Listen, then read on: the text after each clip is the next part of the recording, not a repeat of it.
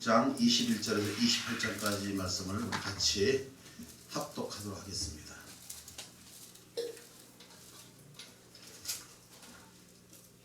네, 같이 읽습니다.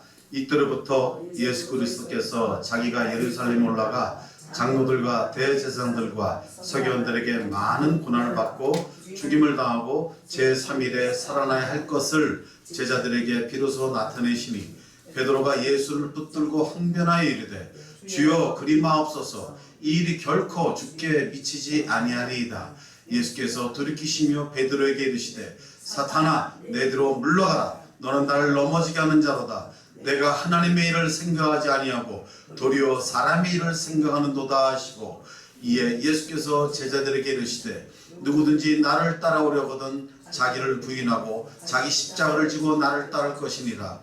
누구든지 제 목숨을 구원하고자 하면 잃을 것이요 누구든지 나를 위하여 제 목숨을 잃으면 찾으리라. 사람이 만일 온 천하를 얻고도 제 목숨을 잃으면 무엇이 유익하리요? 사람이 무엇을 주고 제 목숨과 바꾸겠느냐? 인자가 아버지의 영광으로 그 천사들과 함께 오리니 그때 각 사람이 행한 대로 갚으리라.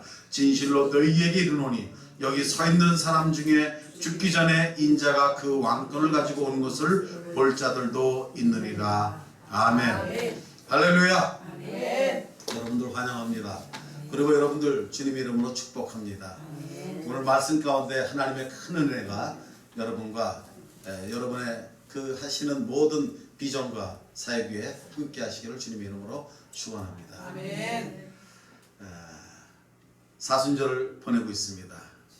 이 말씀은 사순절에 우리가 다뤄지는 그런 말씀입니다. 여기서 우리는 주님께서 우리에게 주신 뜻이 무엇일까? 주님께서 우리에게 주시고자 하는 그 말씀이 무엇일까? 하는 것을 같이 한번 본문을 통해서 나눠보고자 합니다.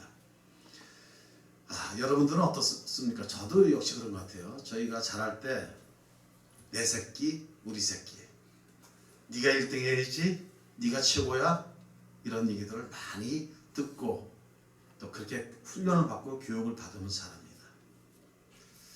우리는 때로는 어떤 분을 보면은 자존감이 상실되어 있는 분을 보세요.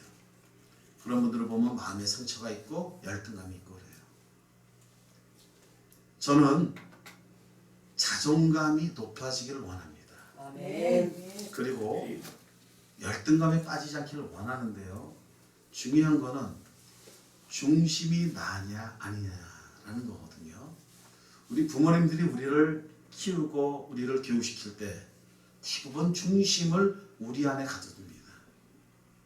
네가 최고야, 네가 1등 해야 돼, 이렇게 얘기하죠. 그래서 어느 목사님 설교의 한 예화를 보면은 이런 말씀하시죠. 천국에 가면은 천국과 지옥이 있는데 천국에는 숟가락이 길고 지옥에는 숟가락이 짧다.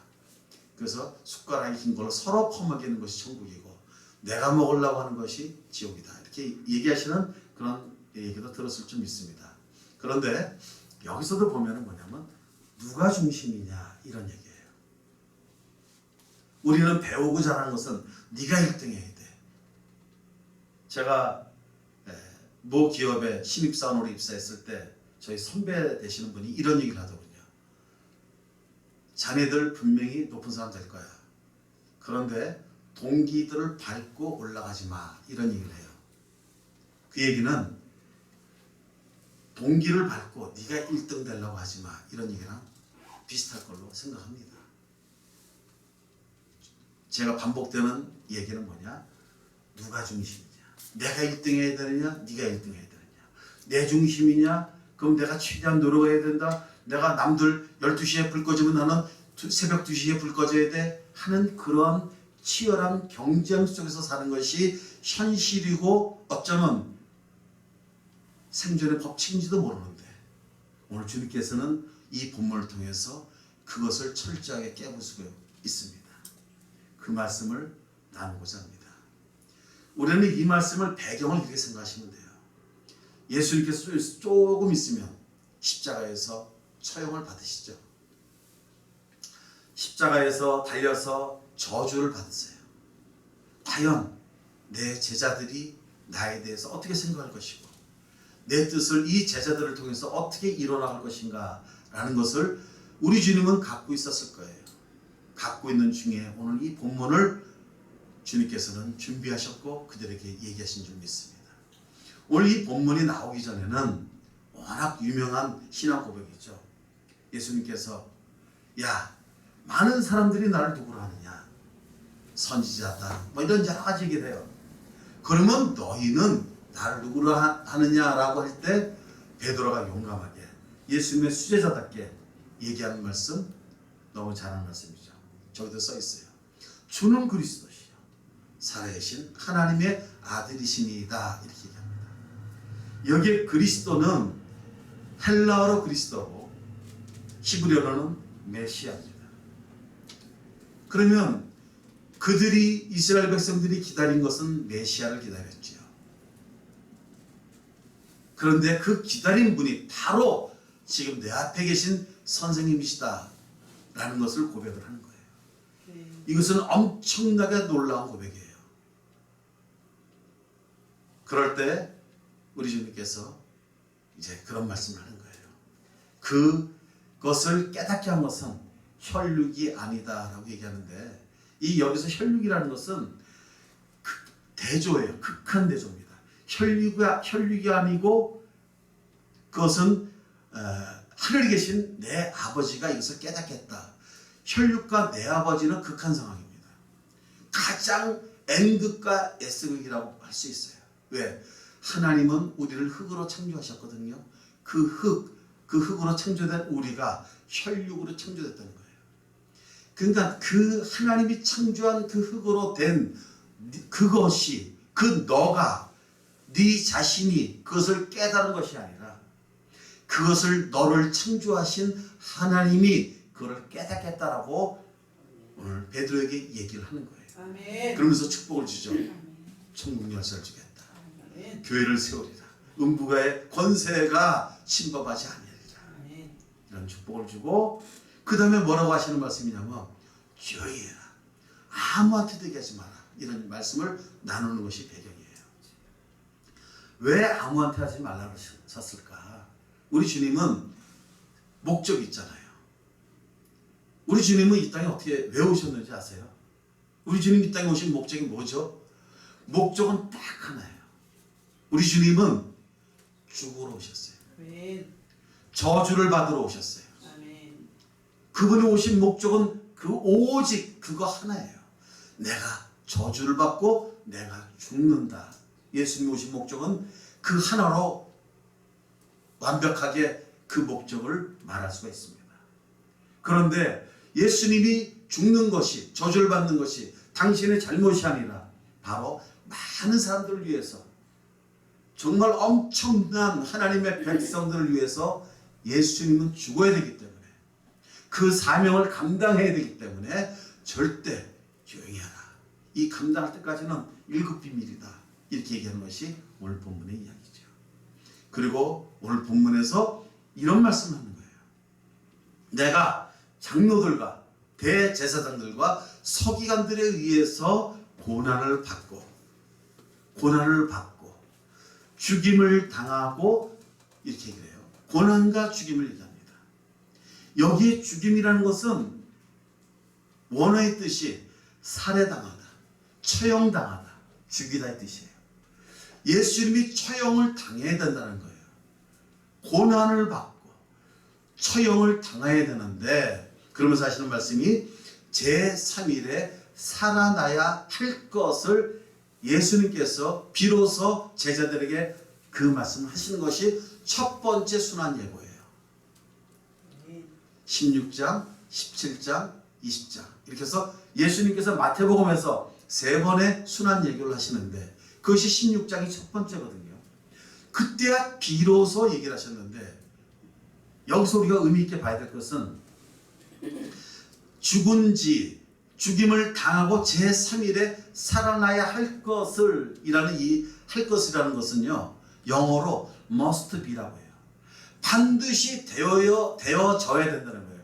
3일 만에 다시 살아나야 되는 것이 되어져야 된다는 얘기예요. 그러니까 이 말을 비로소 제자들에게 하는 거예요.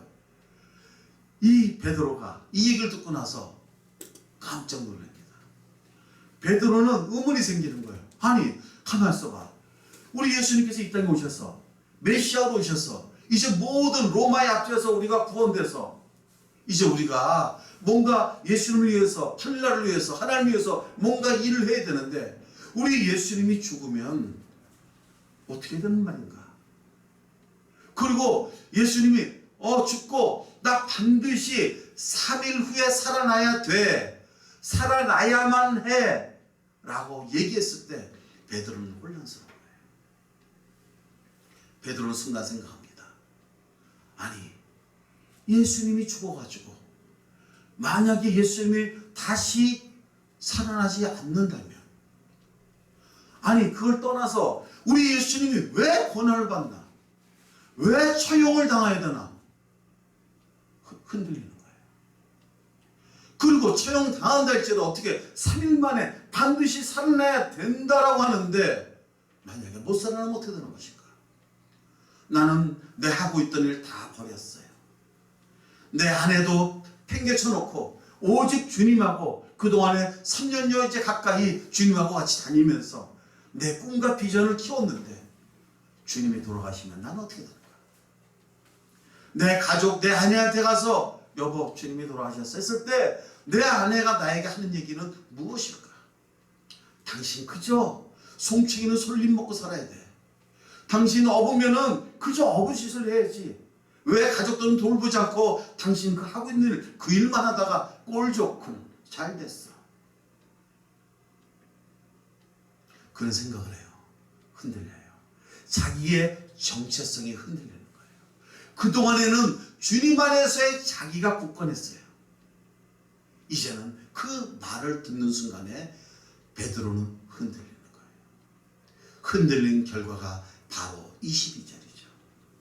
제가 읽겠습니다. 베드로가 예수를 붙들고 항변하여 이르되 주여 그리 마옵소서 이 결코 주께 미치지 아니하겠습니다.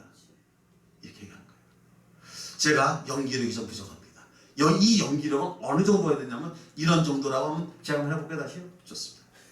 주여 그러면 안 됩니다. 이런 일이 주님께 미치면 안 돼요. 성질을 벌컥 내는 거예요. 이것이 개혁 성경에서는 가나요라고 해요. 가나였다라고. 개혁 개정에서는 항변하다라고 표현합니다. 이 항변하다라는 것은 에피티마오라고 헬라어로 얘기를 합니다. 이것은 뭐냐면 비난하다, 꾸짖다, 견책하다.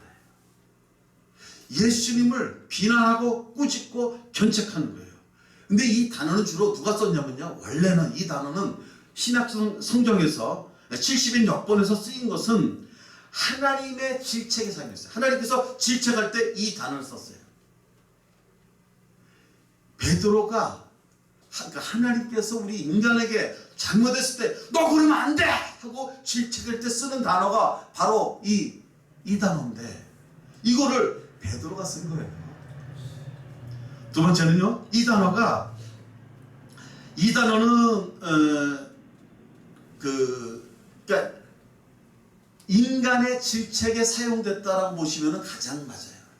하나님이 인간의 질책에 사용된 단어가 대부분 이 단어였다. 그러니까 베드로가 결국은 주님한테 주님을 꾸짖고 견책하고 비난한 것은 마치 하나님이 인간에게 꾸짖고 비난하고 견책한 거랑 똑같다는 거예요. 왜 그랬을까요? 우리 주님이 고난당하고 죽임을, 처형을 당한 다음에 3일 만에 반드시나 살아야 돼 라는 얘기만 안 했어도 베드로는 이런 얘기를 하진 않은 거예요. 근데 우리 주님께서 그렇게 얘기를 하셨기 때문에 베드로는 흔들려가지고 하나님의 아들인 우리 주님을 비난하고 질책하고 꾸짖은 거예요. 엄청난 사건이죠. 그때 예수님께서 베드로에게 하는 말씀이 사탄아 내 뒤로 물러가라 이런 얘기예요. 너는 중요한 게 이거예요. 너는 나를 넘어지게 한다라고 하는 거예요. 너는 나를 넘어지게 한다. 이제 여기서부터 제가 말씀 나누고 싶은 거예요. 내가 하나님의 일을 생각하지 않으려고 도리어 사람의 일을 생각한다라고 얘기를 하죠. 여기에 여기에 왜 예수님께서 베드로에게 사탄이라고 하면서 여기에 내가 하나님의 일을 생각하지 않냐고 사람의 일을 생각한다고 얘기하고 있고, 그 다음부터 보면은 누구든지 나를 따르는 자기를 부인하고 자기 십자가를 지고, 여기서 계속 자기, 제 목숨 이런 것들이 나와요. 오늘 제가 전하고 싶은 얘기는 이 말씀이에요. 예수님께서 수제자인 베드로에게 그렇게 얘기한 것은 베드로의 중심에 누가 있었어요? 자기가 있었어요. 그가 신앙 고백할 때는 그 중심에 누가 있었어요? 오직 주님이 있었어요. 그런데 주님께서 그런 말씀을 하고 나서 베드로에게 와닿는 그런 자기는 또 다른 자기라는 거예요. 오늘 저는 이 말씀을 드리고 싶어요. 우리 안에 두 자기가 있어요. 오늘 설교 제목은 나 그리고 나예요. 나 그리고 나. 도대체 나라는 인간은 무엇인가는 거예요. 도대체 저와 여러분의라는 그 존재는 무엇인가는 거예요. 베드로의 존재는 예수님께서 예수님에 대한 신앙 고백이 주는 그리스도시요 살아계신 하나님의 아들이다 라고 얘기한 그 신앙 고백에서의 자기, 나. 그 다음에 이런 엄청난 사건을 들었을 때 나. 우리는 살면서 이 생각 저 생각을 하고 살아요. 내가 생각해볼 때 이게 맞을까? 이 일 하는 게 좋을까? 이거 할까? 내가 이 봉사를 할까? 내가 이 사역을 할까? 우리는 이런 끊임없는 질문 속에서 우리의 신앙생활을 하는지도 몰라요. 우리의 사역도 그런지도 몰라요. 내가 중심이냐 아니면 우리 주님께서 중심이냐에 따라서 우리의 신앙 고백은 달라진다는 걸 얘기하는 거예요. 우리는 어쩌면은 참으로 충성된 종으로서의 신앙 고백을 할 수도 있고, 우리는 어쩌면은 사탄에게 사로잡혀 붙잡힌 바 되는 우리는 신앙 고백을 할 수도 있다는 것을 이 본문을 통해서 얘기하는 거예요. 우리에게는 두 나가 있다는 거예요. 우리는 베드로는 평생의 삶을 살고 있습니다. 평생의 삶을 살고 있어요. 지금도 예수님의 제자입니다. 그 당시에. 그러나 그가 들었었던 것은 바로 고난과 죽임을 당한 후에, 어떻게 보면 믿음이 흔들리는 3일 만에, 어떻게 죽은 사람이 3일 만에 살아나는가? 안 살아나면 어떡할 것인가? 가족들 생각, 자기가 그동안 해온 생각을 했을 때 베드로는 흔들리는 거예요. 이때 또 다른 나가 발동한다는 겁니다. 여러분들, 저와 여러분들이 믿음이 흔들릴 때 또 다른 내가 작동하는 거예요. 그 또 다른 나를 작동시키는 것은 바로 누굽니까? 사탄이죠. 지금 한국교회가 수많은 어려움을 겪고 있어요. 여기에 또 다른 나가 작동하고 있지는 않을까요? 우리는 그리스도인이에요. 예수님을 우리의 주님으로, 주님께서 우리의 십자가를 대신해서 돌아가신 것을 우리가 믿음으로 의롭다함을 얻었고 은혜로 구원을 받은 저와 여러분들입니다. 그래서 우리는 예배를 합니다. 베드로도 예수님을 따르는 수제자입니다. 그러나 또 다른 나가, 어떤 상황에 의해서 또 다른 나가 작동하게 되면 아무리 수제자인 베드로를 할지라도 사탄의 쓰임을 받는다는 거예요. 한국교회가 다들 주님을 믿고 영접하신 분들이에요. 다 구원받은 하나님의 백성이에요. 근데 하나님을 생각하지 않고 주님을 주인으로 모시지 않는다면 그 순간에 또 다른 나가 작동하는 것이 바로 사탄이라는 거예요. 오늘 저는 이 말씀을 드리려고 하는 거예요. 동의하십니까? 아멘. 보세요. 여기에 중심이 누가 있냐? 우리는 그동안에 교육을 받아온 게 네가 1등 해야 돼. 네가 똑똑해야 돼. 네가 최고가 돼야 돼. 네가 리더가 돼야지. 네가 최고가 돼야 돼. 이런 얘기를 우리 수없이 교육받고 들어가기 때문에 나를 존중하고 나를 우선시 여긴다는 거예요. 그래서 내 생각이 맞고 내 판단이 맞고 내가 생각한 것이 옳다라고 우리는 주장을 합니다. 그것이 우리는 습관이 되어서 자라왔다는 거예요. 근데 우리 주님이 원하시는 것은 바로 너가 아니라 주님을 먼저 생각하는 거예요. 내가 이 말하는 것이 우리 주님이 기뻐하시는 말일까? 내가 생각하는 것이 우리 주님이 기뻐하시는 그런 생각일까? 내가 행동하는 것이 우리 주님이 기뻐하시는 행동인가를 생각하고 우리가 교회에서 헌신을 했을 때 정말 온전히 주님이 기뻐하시는 헌신과 또는 우리의 삶도 주님이 기뻐하시는 삶을 살 수가 있다는 거예요. 이것이 매우 중요한 사건이 이거예요. 그러고 나서 말씀하신 것이 우리 주님이 얘기하는 거예요. 24절부터 얘기 나오는 것이 나를 따르는 자기를 부인하라는 거예요. 이 말씀을 하시라는 거예요. 베드로야, 네 생각을 버려라. 너를 부인해봐. 너의 방법과 너의 경험과 너의 지식과 너의 이성과 너의 판단을 부인 한번 해봐. 우리는 그러면 떨어져 죽을 것 같아요. 저도 죽을 것 같아요. 저도 이 훈련을 2년을 받았습니다. 2년. 와, 이거 놓으면 난 죽을 것 같아요. 이거 놨다 그러면 나는 미래가 없고 희망이 없고 비전이 없을 것 같아요. 큰일 날 것 같아요. 이거 놓을 수가 없는 거예요. 근데 이것 자체가 제가 불법한 것도 아니에요.